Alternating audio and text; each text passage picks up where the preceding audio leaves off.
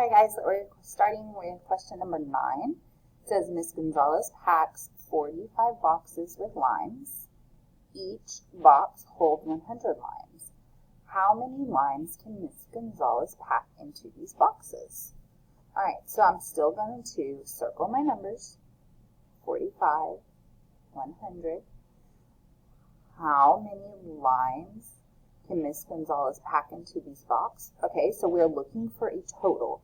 When you look for a total, that means you're multiplying or adding. So then I'm going to look for a key word to tell me multiplying or adding. Well, it says that each box holds 100. So that means I have 45 boxes. This one holds 100. This one holds 100. 100, 100, 100, 100, 100, 45 times. So that is our clue here for multiplication.